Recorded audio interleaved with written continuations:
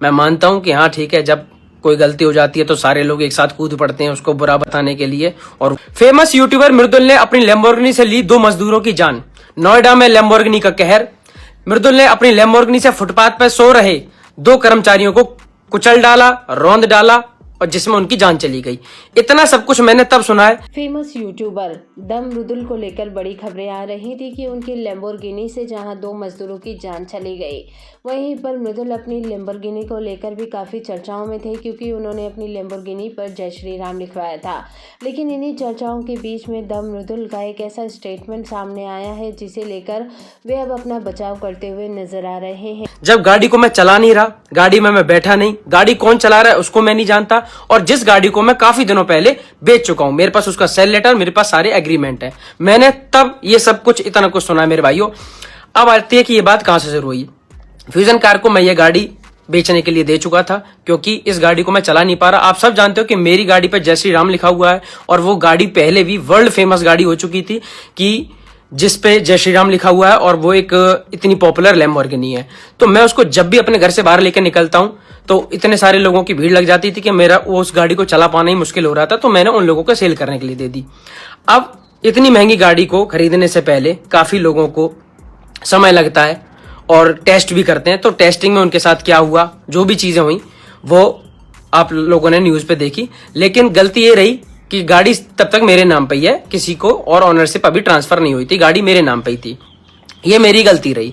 लेकिन न्यूज वालों ने हर बात का इतना बड़ा मुद्दा बनाया कि ये गाड़ी यूट्यूबर की है, गाड़ी यूट्यूबर मृदुल की है, और उसकी न्यूज आपने देखा कि कितनी ज्यादा फैली।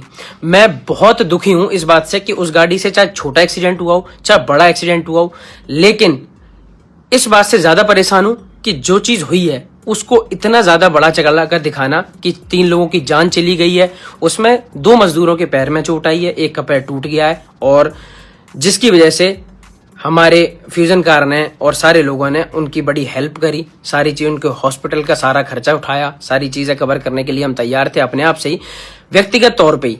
कोर्ट बोले ना बोले, लेकिन फिर भी हमारे मन में ही एक इंसानियत के तौर पे ये था कि अगर हमारी वजह से किसी का नुकसान हुआ है तो हमें उसकी हेल्प करनी चाहिए, और उसके लिए हम पहले से ही तैयार थे।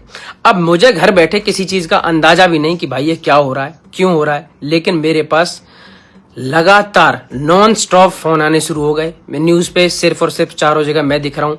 ईद वाले दिन ईद की कोई खबर नहीं, सिर्फ और सिर्फ एक ही खबर आ रही थी कि यूट्यूबर ने लैम्बोर्गिनी से 2 मजदूरों की जान ले ली, जिसमें जान लेने जैसी कोई बात ही नहीं थी। लोगों को घबराहट हुई, मेरे सारे लोग चाहने वाले चिंता में हो गए कि भाई ऐसा क्या हो गया मृदुल, क्या बात होगी। मैं इतना परेशान कि भाई जिस चीज में मेरा कोई दूर दूर तक लेना देना नहीं है, मैं गाड़ी में नहीं, मैं गाड़ी चला नहीं रहा, जो चला रहा है वो नशे में नहीं है, उसके पास अपना ड्राइविंग लाइसेंस है, उससे क्यों हुई कैसे हुई भाई वो वही बता सकता है, मेरा उसमें क्या लेना देना भाई।